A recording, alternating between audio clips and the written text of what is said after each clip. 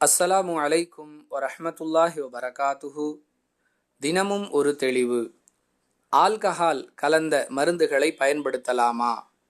இது ஒருவருடைய கேள்வி.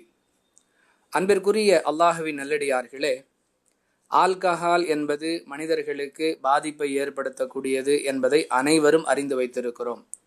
அப்படி மனிதர்களுக்கு போதையை ஏற்படுத்தக்கூடிய ஆல்கஹால் பல மருந்துகளில் கலக்கப்படுகிறதே. அப்படிப்பட்ட மருந்துகளை நாம் பயன்படுத்தினால் ஆல்கஹாலை பயன்படுத்தியதாக ஆகிவிடுமே. எனவே இது தொடர்பாக மார்க்க ரீதியான விளக்கம் என்ன என்பதே இந்த கேள்வியின் சாராம்சம். அன்பிற்குரியவர்களே, ஆல்கஹாலை நேரடியாக பயன்படுத்துவதற்குத்தான் மார்க்கத்தில் தடை. அதை வேறு ஒரு பொருளோடு கலந்து அதனுடைய தன்மையை இழக்கச் செய்து அது நீர்த்து போன பிறகு, அதாவது அதை கொண்டு நேரடியாக போதையோ மயக்கமோ ஏற்படாத நிலையில் அது பயன்படுத்தப்படுமேயானால் அது ஆல்கஹாலை பயன்படுத்தினோம் என்ற நிலையில் வராது. இதை முதலில் நாம் புரிந்து கொள்ள வேண்டும். அது அல்லாமல் ஆல்கஹாலை பொறுத்தவரை methyl alcohol, ethyl alcohol, ethanol என்று பல வகைகள் உள்ளன.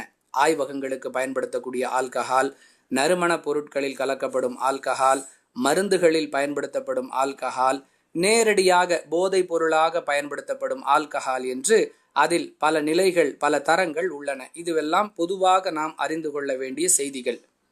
இதை கடந்து நாம் மருந்துகளில் ஆல்கஹாலை கலந்து பயன்படுத்தினால் அது போதை பழக்கத்தை உடையவர்களாக நாம் இஸ்லாத்தின் பார்வையில் பார்க்கப்படுவோமா என்ற கேள்விக்கு பதில் தேடும் பொழுது, அந்த ஆல்கஹால் நமக்கு போதை தரக்கூடியதாக இருக்காது என்பது பொதுவாக நாம் அறிந்து கொள்ள வேண்டிய விஷயம்.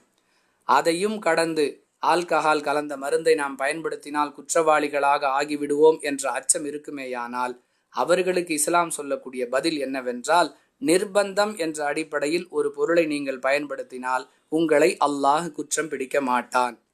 உதாரணத்திற்கு சொல்லுவதாக இருந்தால், ஆல்கஹால் இல்லாத மருந்தை தேடுவோம், ஆனால் ஆல்கஹால் கலந்த மருந்துதான் நம்முடைய நோய்க்கு தீர்வு என்ற நிலை வருமேயானால் அப்பொழுது அந்த மருந்தை நாம் பயன்படுத்துவது குற்றமாகாது. புரியும் வகையில் உதாரணத்திற்கு சொல்லுவதாக இருந்தால், பட்டு ஆண்களுக்கு தடை செய்யப்பட்ட ஒன்று. ஆனால் தோல் சம்பந்தப்பட்ட சிரங்கு போன்ற நோயாளிகளுக்கு ரசூலுல்லாஹி ஸல்லல்லாஹு அலைஹி வஸல்லம் பட்டை அனுமதிக்கிறார்கள். இது நிர்பந்தம் என்ற தரத்தில் வந்துவிடும்.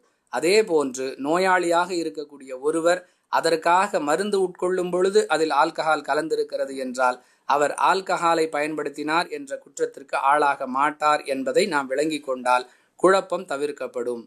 வாஹிரு தஅவானா அனில் ஹம்துலில்லாஹி ரப்பில் ஆலமீன். அஸ்ஸலாமு அலைக்கும் வரஹ்மத்துல்லாஹி வபரகாத்துஹு.